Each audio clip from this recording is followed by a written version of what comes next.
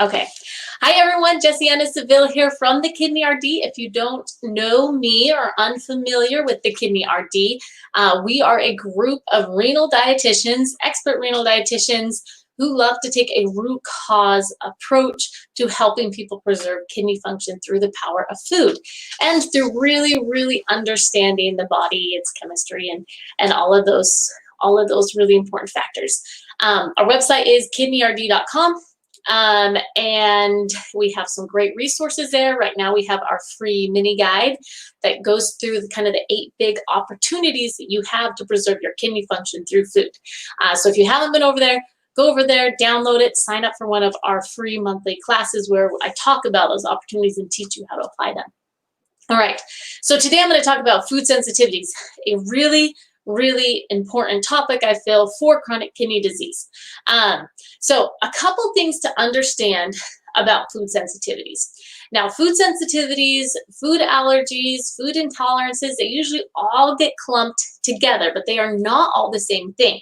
Let me explain. So there's 2 different ways that our body can react to food. One can be non-immune mediated, meaning our immune system isn't really involved. We just have a lack of enzymes, or, it can be, pharmacological effects. So for example, if you have lactose intolerance, meaning, people that they can't really drink milk, it's because you lack the lactase enzyme that breaks down lactose, which is in milk. And so you're not going to tolerate that. Well, without a little bit of bloating or gas. That has nothing to do with your immune system. That is all about your digestive enzymes. Then there's other things that our body will react to, like caffeine, histamine, are a couple things where they're going to change how your body feels. And that's more this kind of pharmacological. They have a substance in them that can stimulate us or, cause other problems. Now, the immune-mediated reactions are different. Now, we have really strict food allergies. You think like peanut allergy, right? People eat peanuts, they can get short of breath, they can go into anaphylactic shock, they get all puffy. That is what's called an IgE-mediated reaction. What happens in that case is when some people that are actually allergic to them, they release this huge amount of histamine from something called mast cells in your tissues, and that causes this really can be life-threatening reaction. It's a very rapid onset, and there can be itching, swelling, hives. But if you have an actual food allergy, it's not something slow in your life. If you consume peanuts or whatever it might be, it's a very strong acute reaction. Now, the one that we want to talk about that we test for, that we utilize at the Kidney RD, are these. They're called non-IgE mediated reactions. Now, food sensitivities, I've mentioned this before when it comes to gut health. What can happen for us? And there's a million reasons why. Our gut, which is meant to be a semi-permeable membrane, right? Things pass through it. We have little blood vessels on one side. We have our gut on this side. Things pass through it, nutrients, proteins, whatever. They pass through that membrane, gets absorbed into our blood, and then we utilize it in our body for energy and all sorts of other necessary bodily functions. Now, what happens sometimes is our gut can become quite leaky, right? Instead of being just kind of a tight semi-permeable membrane, it gets big, and you're going to have substances pass through that can cause an immune reaction. Our body thinks it's a foreign substance, but it's not. It's just it's food passing through, but it launches an attack as if it is a foreign substance. Now, if that's happening to you every day, all the time, common foods you eat, then you end up having kind of this very low grade, always present inflammation. That inflammation is going to manifest in different ways. So just like during allergy season or hay season, people get kind of this itchy eyes, runny nose, scratchy throat, and it'll just last until hay season goes away, or until they get an antihistamine medication. You can have these kind of very small inflammatory symptoms daily in your life. For some people, that's their gut. They'll feel just a stomach ache, or they'll have, unpleasant GI symptoms. Some people, it's on their skin. They get weird rashes. Some people, it can manifest, as congestion. Some people, it manifests as a decrease in kidney function, which is where I use it. because you have this low-grade inflammation, and a huge part of preserving kidney function is reducing inflammation. So that's why we target this. We want to find what foods are causing inflammation.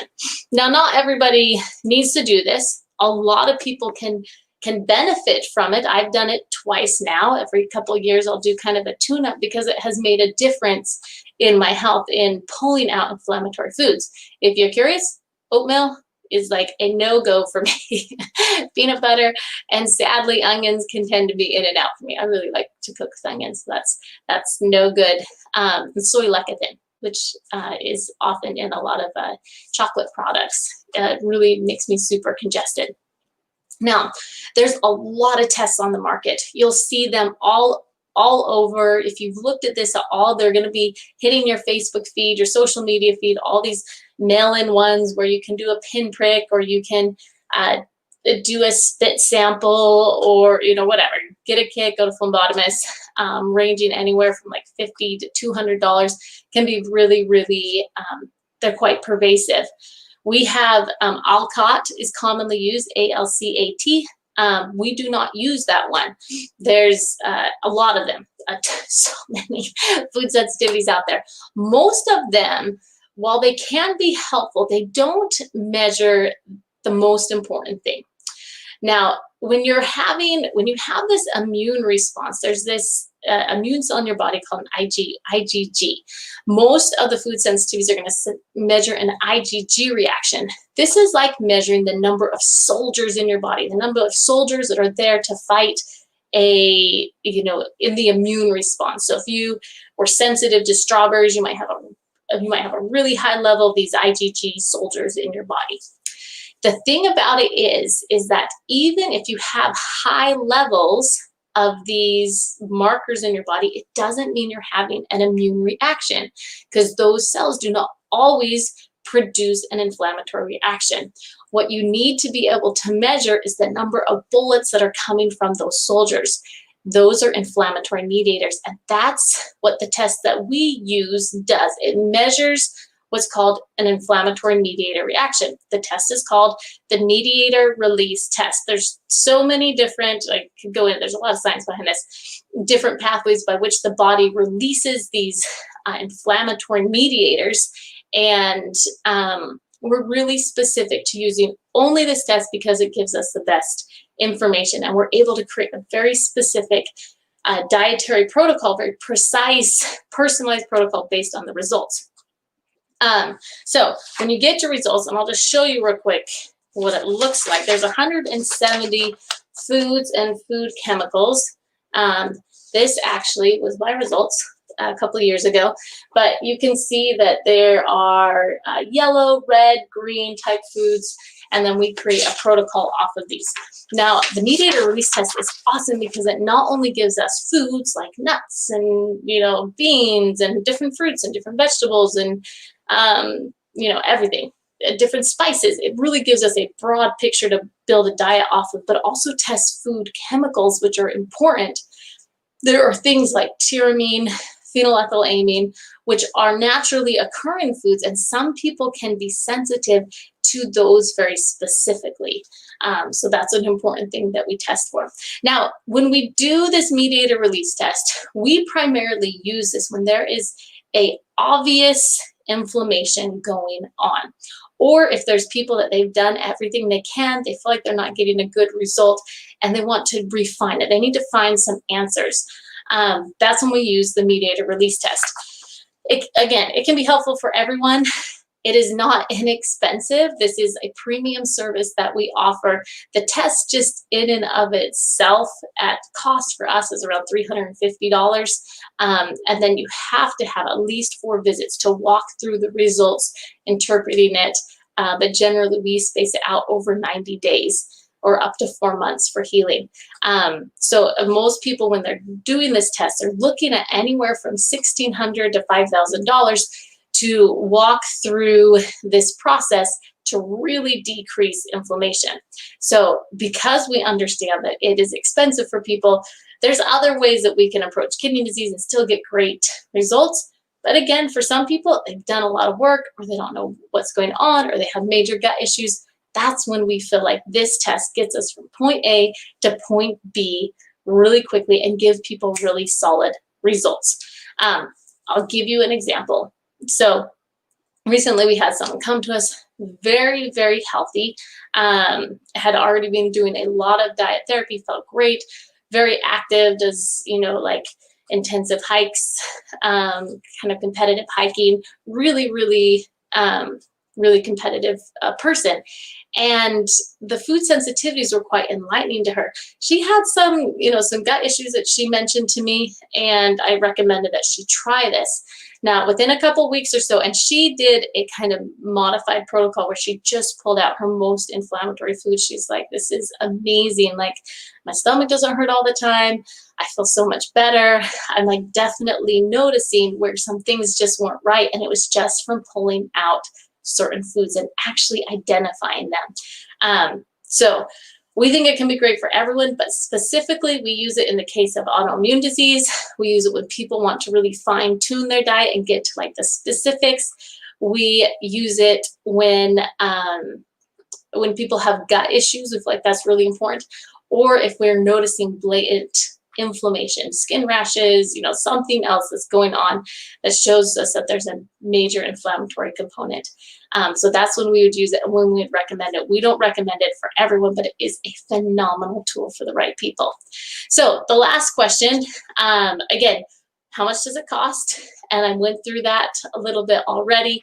People are looking at anywhere from around $1,600 to $5,000 or so to walk through this process of gut healing, because food sensitivity, sometimes it's all you need to do. You just pull them out, but other times you have to actually heal the gut, and you need to do some stool samples. Look at your micronutrient profiles, and that's where we have like a really specialized process. Again, it's root cause. We want to get to the root cause of what's going on in the body to help give the kidneys the resilience they need to recover and heal or maintain their function.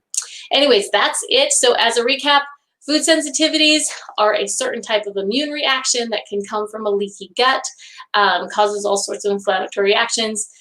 They matter for chronic kidney disease because inflammation is a huge part of chronic kidney disease, especially when people can't figure out why plant-based diet isn't working or why, whatever isn't working for them when they've been following a strict diet. The Mediator Release Test is a specific kind of blood test that we use to measure food sensitivities. We only use that one. If people come to us with any other one, we will not use it because they're not accurate enough for the purposes that we are looking at.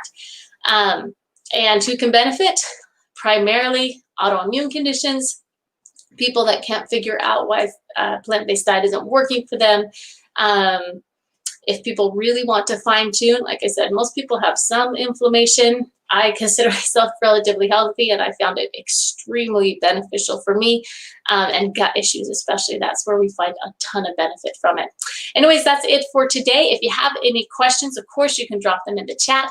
If you found this helpful, or if there's someone that you were thinking about, a family member that you'd want to share this with, please go ahead and share. You can share from YouTube, you can share from Facebook, you can share from Instagram, and let people know that this is an option. We've had some phenomenal results for food sensitivities with chronic kidney disease. Visit us at thekidneyrd.com. You can join one of our monthly classes or book a strategy call. Again, those free strategy calls are going away end of probably in the next couple of weeks or so when our website does a redo. So you're going to want to get on the calendar before then, because we're going to honor all of those until they're gone. All right, that's it. Thanks so much. Bye-bye.